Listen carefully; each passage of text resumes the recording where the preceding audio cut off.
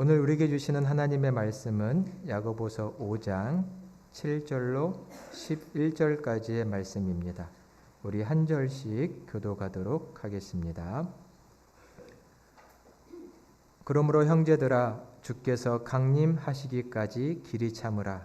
보라, 농부가 땅에서 나는 귀한 열매를 바라고 길이 참아 이른 비와 늦은 비를 기다리나니,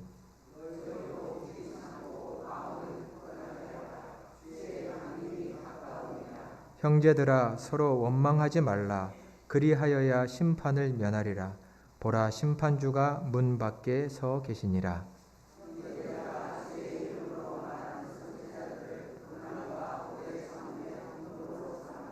다 같이 보라, 인내하는 자를 우리가 복되다 하나니, 너희가 욥의 인내를 들었고 주께서 주신 결말을 보았거니와 주는 가장 자비하시고 긍휼히 여기시는 이시니라. 아멘. 오늘도 주님의 말씀이 우리에게 새 믿음과 결단 주시기를 간절히 축원합니다. 오늘은 주의 강림이 가까우니라 라는 제목으로 말씀의 은혜를 나누려고 합니다. 기다림은 모든 성숙의 출발점이라고 말합니다. 좋은 나무는 시간이 만든다라는 말이 있지요. 좋은 제목도 좋은 인재도 다 시간이 필요합니다. 성숙의 시간, 익어가는 시간, 단단해지는 시간, 이 시간이 다 필요하지요. 그 시간을 겪고 나야 참으로 귀하게 쓰임받는 것이 됩니다. 인생은 참 많은 기다림들이 있습니다. 다 겪어보셨을 일들이지만, 얼마 전 수능이 있었지요. 3년, 6년 더 길게 공부하고 원하는 대학에 진학을 위해서 우리 학생들이 그 결과를 기다리고 있습니다. 얼마나 조마조마할까요? 아기를 가지고 있는 엄마는 뱃속에서 커가고 있는 우리 아기가 건강하게 이 세상에 태어나기를 손꼽아 기다립니다. 혹 자녀를 군대에 보내보신 부모님들은 우리 아들이 건강하게 나오기만을, 제대하기만을 기다리지요. 때로는 병원에서 뜻하지 않게 입원한 분들은 어서 회복하고 퇴원하고 집에 가야지, 이 날짜만을 기다립니다. 인생은 참으로 기다림의 연속이고 많은 기다림들이 있습니다. 그 기다림들을 어떻게 내가 받아들이고 살아가냐는 참 중요하다고 생각됩니다. 오늘 우리는 대림절을 교회에서 시작합니다. 대림절. 대림절은 기다림의 절기라고 말할 수 있습니다. 누구를 기다리나요? 다시 오실 우리 예수님을 기다립니다.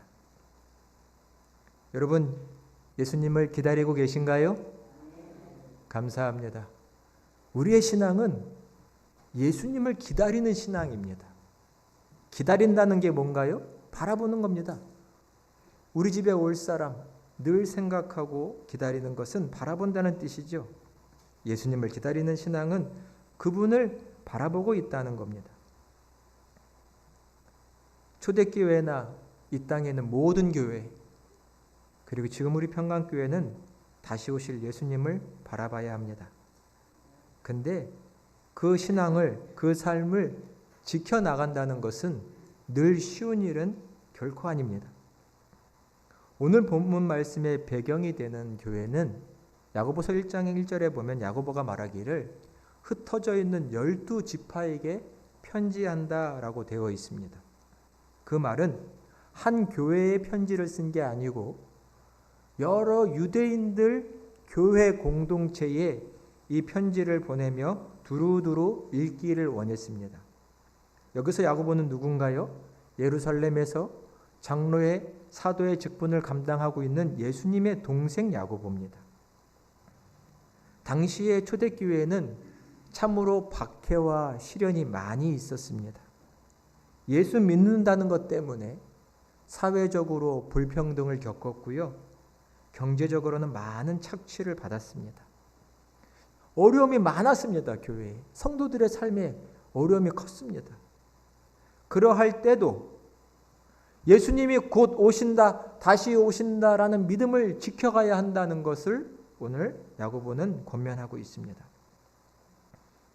오늘 본문 앞에 있는 1절부터 6절에 보면 부자에 대한 심판의 경고가 나옵니다.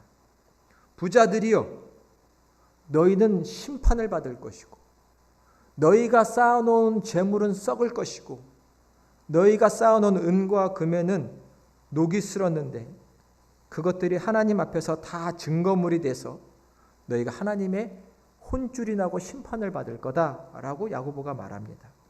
그 이유가 뭘까요?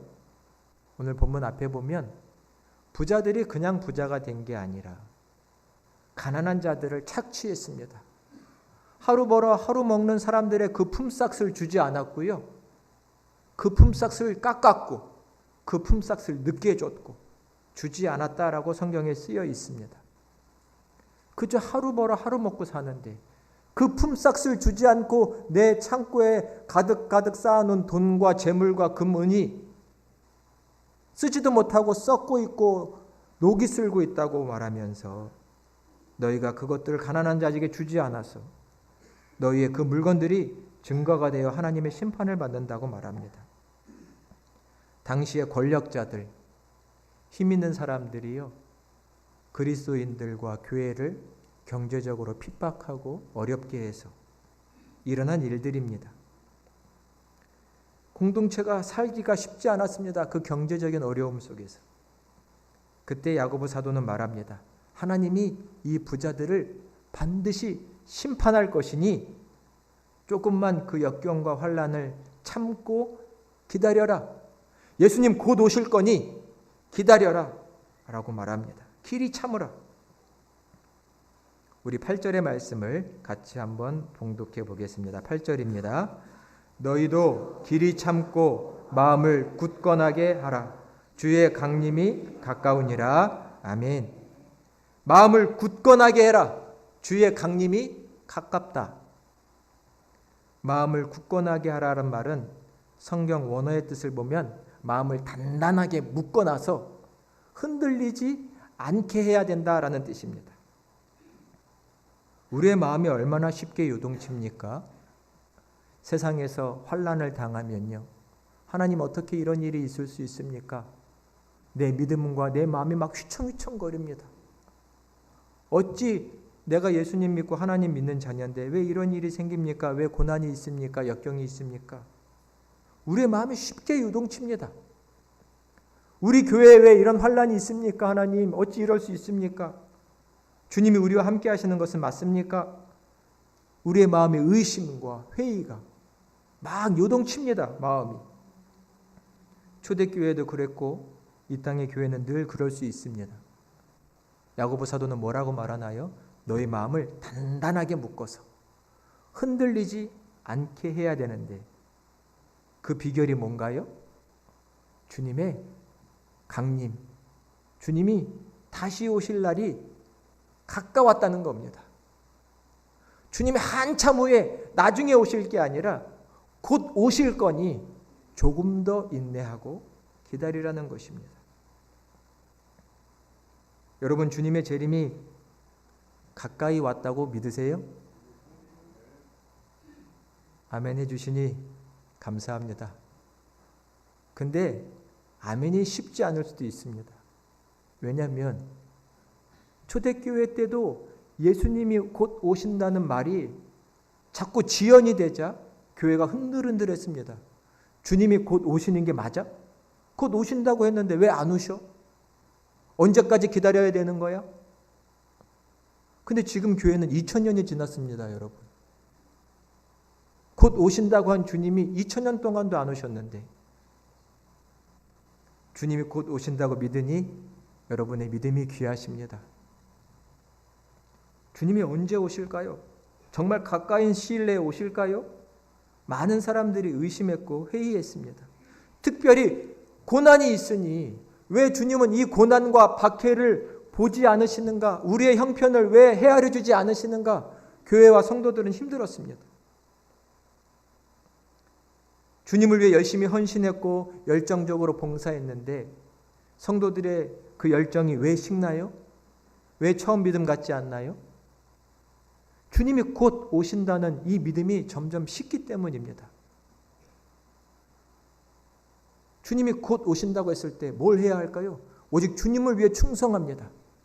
주님께로부터 상급도 받고 싶고, 주님으로부터 칭찬도 받고 싶고, 주님 얼굴을 뵈려면 면목이 있어야 할 것 아닙니까? 그러다 보니까 열심히 충성합니다. 근데 주님 오실 날이 점점점 늦어지는 것 같고, 오시기는 하는 거야? 이런 마음이 들다 보면 주님을 향한 내 헌신과 열정이 식을 수밖에 없죠. 이 목사도 말씀을 준비하며 스스로의 믿음을 돌아봤을 때 참 많이 회개했습니다. 제가 지난 주간에 세종대학교 채플에 가서 설교를 하고 왔습니다. 청년들을 대상으로, 또 앞에 있는 교직원과 교수님들이 앞에 있었는데 뭘 설교할까 하다가 그냥 제 대학생 시절에 신앙을 어떻게 했는지, 신앙생활을 어떻게 했는지 조금 얘기했습니다. 그때 하나님만 생각하면서, 예를 들면 캠퍼스 잔디밭에 앉아서 하늘에 구름만 몽게몽게 핀 것을 보면 우리 주님이 곧 오시겠구나라는 생각으로 막 가슴이 벅찼던 때가 있었는데, 그렇게 주님을 향한 마음과 믿음이 순수했던 때가 있었는데, 지금은 그런 믿음인가? 스스로를 돌아보며 조금 반성했습니다. 예전에는 하늘에 구름만 막 껴도 우리 주님 오시는 거 아니야? 설레고 주님께 칭찬받을 수 있을까? 이런 생각했는데 지금 그러한 믿음이 있는가? 이 목사도 스스로 반성해 봤습니다. 여러분, 정말 주님이 가까이 오신다는 것, 주님이 오실 날이 가까웠다는 것, 이 믿음으로 사는 것이 중요한데 교회는 늘 이 믿음 앞에 시험에 올려져 있는 것이죠. 교회가 이 믿음 가운데 거하고 있는지 아닌지는 오늘 말씀해 보니 나와 있습니다. 이 야고보 사도는 주님이 오실 날이 가까웠으니 길이 참으라고 하다가 갑자기 교회 공동체를 향해 너희들은 서로 원망하고 다투지 말라는 권면을 합니다. 서로 원망하지 말아라. 아니, 예수님 기다리는 것과 서로 원망하지 말라는 이 권면이 왜 연결이 되어 있는 걸까요? 왜 원망하지 말라고 하는 것일까요? 인내하는 것, 서로 원망하는 것은 사실 하나님의 때를 기다릴 수 있느냐 없느냐와 매우 깊이 연관이 되어 있습니다. 하나님의 때를 기다릴 수 있느냐, 기다릴 수 없느냐라는 겁니다. 여러분, 하나님의 때가 뭔가요? 물론 우리는 일상 속에서 늘 하나님의 섭리를 느끼지만 하나님의 특별한 때가 있습니다. 오늘 말씀드리면 예수님이 다시 오시는 때고요. 하나님의 약속이 성취되는 때입니다. 그 때가 있습니다. 하나님이 정하신 때. 믿음은 뭔가요? 이 하나님이 정하신 때가 가장 선하고 가장 옳다는 것을 신뢰하는 겁니다. 우리는 내 때에, 이 때에 하나님의 역사가 이루어졌으면, 하나님이 지금 오셨으면, 예수님이 지금 오셔서 이 모든 문제들을 해결해 주셨으면 하지요. 그런데 내 때와 내 바람과 다르게 하나님의 때가 있습니다. 믿음은 하나님의 때가 가장 옳고 하나님의 때가 가장 선하다라는 것을 신뢰하는 겁니다. 지금 당장 이 박해의 상황들, 우리 가정에 미친 이 어려움들, 이 환난이 끝났으면 좋겠지만 때로는 그것이 해결되지 않습니다. 왜 이러지? 왜 주님은 내 문제를 해결해 주지 않으시지? 인내가 필요합니다. 근데 하나님의 때가 있습니다. 그 때가 옳고 그 때가 선합니다. 이것을 신뢰하는 것, 이것을 우리는 믿음이라고 말합니다. 근데 이 하나님의 때를 기다릴 수 없을 때 우리 안에 나타나는 현상이 있으니 원망입니다. 하나님을 신뢰하지 않을 때 하나님 어떻게 이럴 수 있어요? 하나님을 대놓고 원망하거나 하나님을 향해 불평을 쏟아놓기보다는 사람은 오히려 원망이라는 왜곡된 감정을 서로에게 막 쏟아놓습니다. 오늘 성경 말씀을 보면 본문 앞에 이 야고보서는 중요하게 말하는 것이 있으니 너희는 두 개의 마음을 품지 말라는 겁니다. 두 마음을 품지 말라. 하나님도 섬기는 것 같고 세상도 섬기는 것 같은 이 두 마음을 품지 말라. 온전히 하나님만을 사랑하는, 하나님만을 의지하는 마음을 품으라는 것이 이 야고보서의 주제입니다. 비록 환난과 시련이 있지만 이 모든 것 속에 하나님의 계획과 뜻이 있다. 하나님은 지금도 일하고 계시다라는 것을 믿는 사람은요,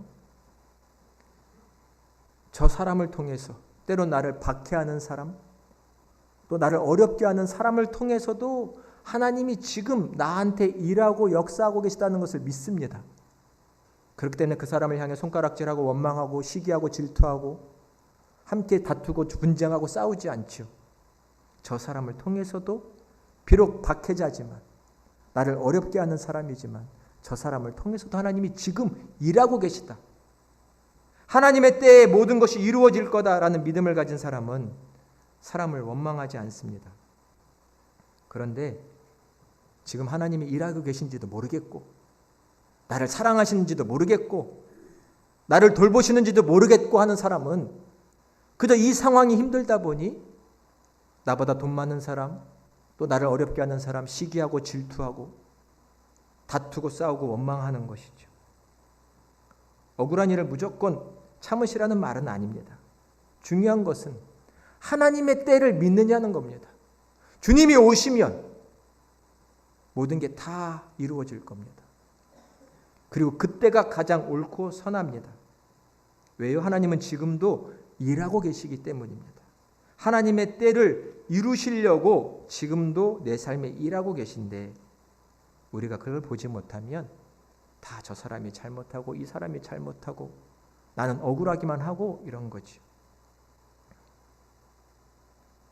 그래서 야고보 사도는 너희 믿음이 흔들리지 않도록 굳건하게 붙잡아 매라.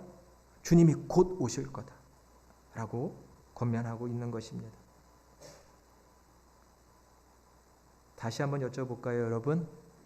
주님이 곧 오실 것이라고 믿으시나요? 이 믿음 가운데만 거해야 합니다. 주님이 곧 오십니다. 그때는 모릅니다. 하지만 곧 오십니다. 그분의 때가 가장 정확하고 옳습니다. 그리고 곧 그분이 오십니다. 교회는 이 믿음을 가지고 있을 때만 건강합니다. 그렇지 않으면 서로 원망하고 다투고 싸웁니다. 지금도 일하시는 하나님의 섭리를 보지 못하게 될 때가 많습니다. 그러나 주님이 곧 오신다는 믿음을 가지고 있는 교회 공동체는 이 인내의 모습, 기다리는 모습이 서로에게 영향을 미칩니다. 주님이 도와주실 거야. 주님의 때가 곧 이루어져. 서로에게 믿음을 불어넣고 서로를 붙들어 줍니다. 지켜줍니다. 그리고 주님이 곧 오시는데 그분은 심판주라는 걸 알게 되죠. 오늘 9절 하반절에 보면 심판주가 문 앞에 와 있다라고 야고보가 말합니다. 심판주가 너희 앞에 와 있다. 예수님이 곧 너희 문 앞에 와 있다. 문 앞에 와 있다는 것은 곧이라는 뜻이죠. 그분이 곧 이곳에 오십니다. 근데 그 심판주는 우리한테 오시는 것이고 나한테 오시는 겁니다. 예수님, 저 못된 인간 심판해 주세요. 벌해 주세요. 이게 아니라 그분이 내 삶을 보시고 내 삶에 말씀하실 겁니다. 넌 어떻게 살았냐? 하나님 앞에서 어떻게 살았냐고 주님이 물으실 겁니다. 심판주는 나한테 오십니다. 우리에게 오셔서 너희 교회는 하나님 앞에 제대로 살았냐? 너의 가정은, 너는 하나님 앞에 바르게 살았느냐고 물으실 겁니다. 그렇다면 다른 사람 심판하시라고 말을 못합니다. 그분이 곧 오셔서 모든 자에게 물으실 겁니다. 하나님 뜻대로 살았는지. 그것을 알기 때문에 우리는 지금도 이 자리에서 누군가를 원망하며 내 믿음이 흔들리고 누구 때문에 내 자리를 지키지 못하는 실수를 하지 말아야 합니다. 주님이 곧 오셔서 나에게 물으실 때 바른 대답을 할 수 있는 삶의 모습을 지금도 갖추어야 하는 것이죠. 오늘 7절에 보니까 길이 참으라라고 야고보 사도가 권면하면서 농부가 이른 비와 늦은 비를 기다리듯 너희는 기다려야 한다고 말합니다. 농부가 농사를 지으면 자기가 땅도 갈아엎고 씨도 뿌리고 하지요. 하지만 그것들이 자라나려면 하늘에서 비가 내려야 합니다. 비를 내리게 할 수 있는 농부와 사람이 있나요? 없지요. 사람은 계절도 일기도 자기 마음대로 할 수 없습니다. 그것은 하나님께 달려 있습니다. 비도 내리시고 물을 주시고 자라게 하시는 분은 오직 하나님이시죠. 사람은 기다릴 수밖에 없습니다. 비가 오는 때, 하나님의 때 기다려야만 합니다. 그리고 하나님은 가장 적절할 때 임하실 것입니다. 지금 임해달라고, 지금 고쳐달라고 아둥바둥 해봤자 되는 게 없습니다. 나만 지칠 뿐입니다. 기다린다는 것은 하나님의 때가 가장 선하고 하나님의 때가 가장 좋다는 것을 믿고 기다리는 겁니다. 그분이 잘하게 하실 것이다. 그분이 지금도 일하고 계시다. 그분의 때에 성취될 거다라는 것을 믿는 것이죠. 우리 예수님은 곧 오셔서 그분의 뜻을 이루실 줄로 믿습니다. 그것이 믿음입니다. 교회는 이 믿음을 계속 지켜야 합니다. 주님을 안 바라보면 다른 일이 생깁니다. 곧 오실 주님 앞에 오늘도 믿음으로 사는 것이죠. 오늘의 본문 말씀 10절을 같이 한번 봉독해 보도록 하겠습니다. 10절의 말씀입니다. 형제들아, 주의 이름으로 말한 선지자들을 고난과 오래 참음의 본으로 삼으라. 아멘. 야고보는 또 말합니다. 교회가 고난과 많이 오래 참아야 하는데요. 그 본을 성경에 나와 있는 여러 선지자들에게서 삼으라고 말합니다. 여러 선지자들. 성경에 선지자들이 있지요. 선지자들은 하나님께로부터 말씀을 받아 백성들에게 하나님의 뜻을 전하는 사람들입니다. 성경을 읽어보면 수많은 선지자들이 편안한 삶을 산 적이 없습니다. 참으로 고단하고 어렵고 곤궁한 삶을 많이 살았습니다. 많은 예들이 있지만 예를 들어 예레미야를 보면 예레미야 선지자의 별명이 눈물의 선지자입니다. 얼마나 울었으면, 얼마나 탄식을 하고 슬퍼하고 안타까워했으면 이 예레미야의 별명이 눈물의 선지자입니다. 예레미야는 남유다 왕국에서 하나님의 말씀을 전한 선지자인데 그가 전해야 한 메시지는 딱 한 가지입니다. 너희가 하나님께 돌이키지 않고 회개하지 않으면 망한다. 여기 예루살렘에 하나님의 성전이 지어졌다고 해도 망한다. 너희가 하나님께 돌아서지 않으면 망한다. 이 메시지를 전하는 겁니다. 이런 메시지 들으면 좋아할 사람이 어디 있습니까? 만약 제가 여러분에게 성도님 그렇게 살면 집안 다 망해요. 하시는 일 다 망해요. 그럼 이 목사 좋아하실 분 있으실까요? 좋아하신다고 할 줄 알았는데 좋아할 분이 없겠죠. 망한다는데 좋아할 사람이 어디 있습니까? 근데 예레미야는 예루살렘과 그 주민들을 향해 너희가 돌이키지 않으면, 회개하지 않으면 망한다고 하니 유대인들이 좋아할 일이 없습니다. 왕에서부터 모든 사람이 싫어합니다. 심지어는 그를 감옥에 가둬놓기도 하고요. 깊은 웅덩이를 파서 그를 그 밑에다 두기도 했습니다. 말씀을 전하지 못하게 하려고, 사람들에게 이 하나님의 말씀을 전하지 못하게 하려고. 성경에 나오는 엘리야 선지자도 바알과 아사라 우상들과 싸우다가 왕의 아내 이세벨이 그를 죽이려고 했죠. 광야로 도망치기도 했고 하나님께 하소연도 했습니다. 하나님, 나만 남았습니다. 외로움과 고독이 있었습니다. 야고보는 선지자들을 봐라. 그들도 오래오래 참으면서 하나님의 뜻이 이루어지기를 기다렸던 사람들이다. 우리가 그의 자손들, 후손들이 아니냐? 우리도 예수님 믿으면서 이 고난이 있을 수밖에 없고 주님이 곧 오실 거니 잘 인내하라 라고 말합니다. 11절에는 욥의 얘기도 하고 있지요. 욥의 결말을 보지 않았느냐? 주님은 자비로우시고 긍휼이 많으신 분이다 라고 말하고 있습니다. 이 말씀을 묵상해 봤을 때 우리가 신앙을 잘 지키려면요, 우리 가까이에 예수님 사랑하고 예수님 곧 오실 거야 그 소망 가운데 하나님께만 충성하는 사람을 가까이 두어야 합니다. 사람은 본으로 보는 사람을 따라가게 되어 있습니다. 예수님 기다리는 사람, 예수님 사랑하는 사람, 그러한 성도님을 가까이 두시기 바랍니다. 그리고 선한 믿음의 영향을 미쳐야 합니다. 세상 사람 사귀어봤자, 그들 따라가봤자 어디 세상 사람들이 예수님 얘기하고 예수님 곧 오실 거라고 얘기하나요? 그런 거 얘기하는 사람 하나도 없습니다. 오직 교회 안에서만 예수님 곧 오실 거니 우리의 믿음을 지킵시다, 믿음으로 삽시다 라고 얘기하죠. 이런 믿음의 사람들과 더 가까이 본을 보이고 본을 받으며 살아가시기를 간절히 축원드립니다. 그러면 우리의 믿음이 지켜질 겁니다. 생각이 다른 데로 흘러갔다가도, 내 마음이 막 흔들렸다가도 이 사람 보니, 이 믿음의 성도님을 보니 나도 저렇게 예수님만 온전히 믿고 살아야지 생각이 드는 겁니다. 믿음의 본을 받으라 라고 말하고 있습니다. 구역 안에서, 교회 안에서 그래도 이 믿음을 지키고 살려고 하는 사람들과 더 가까이, 그리고 우리 모두가 그러한 자가 된다면 우리 평강교회는 하나님께서 참으로 기뻐하시는 교회가 될 줄로 믿습니다. 오늘부터 우리는 대림 시기를 시작합니다. 어떠한 신앙의 태도를 가져야 할까요? 조급한 마음을 내려놔 봐도 좋을 것 같습니다. 하나님 당장 해주세요. 물론 이것도 기도고요, 믿음이실 수도 있겠지만 더 좋은 기도는 하나님의 때를 기다릴 것이니 하나님의 때에 가장 좋게 해주세요. 이 마음을 가져도 좋습니다.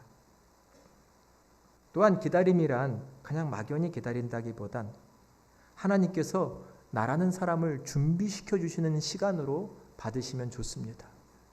이 기다림을 통해 나는 더 큰 그릇이 되고 주님이 쓰시는 깨끗한 그릇으로 준비됩니다. 왜 하나님이 당장 임하지 않으실까? 나를 준비시키시기 위한 것입니다. 이 대림 시기를 보내며 우리의 입술에 절제함을 두어도 좋겠습니다. 믿음이 식으면 원망과 시기와 질투가 많은데요, 이때에 우리 한번 말을 아끼면서 형제를 비방하기보다, 시기하기보다 오직 다시 오실 예수님과 그 말씀을 묵상하고 하나님을 찬양하도 좋겠습니다. 막연하게 기다리는 것 아닙니다. 우리는 순종함으로 기다립니다. 내게 주어진 시간을 하나님께 충성, 하나님을 향한 뜨거운 열정과 사랑으로 지내는 것이지 어쩔 수 없어서, 할 수 없어서 기다리는 것이 아닙니다. 내게 주어진 일을 최선을 다하면서 충성하며 순종하며 기다리는 것이 기다림의 자세일 것입니다. 교회는 매일 여러분들에게 이 묵상글, 대림절 묵상글을 나눠드릴 텐데 말씀을 꼭 묵상해 보십시오. 그리고 그 글도 읽어보시고요, 읽지만 말고 사랑하는 이웃들, 가족들에게 그 글도 공유해 보십시오. 그래서 우리 거룩한 대림절 시기를 함께 보내보십시오. 또 이 대림 시기에는 작은 변화에도 감사해야 할 것입니다. 농부가 하나님께서 이른 비와 늦은 비를 내려주실 것을 간절히 기다리면서 비가 왔을 때, 그리고 조그만 싹이 올라오면 얼마나 기뻐할까요? 우리의 삶에 작은 변화가 생기면 하나님께 마음껏 감사하시기를 바랍니다. 우리의 기다림의 신앙이 자라나게 될 것입니다. 겨울나무가 언뜻 보면 죽은 것처럼 보입니다. 아무것도 하지 않는 것처럼.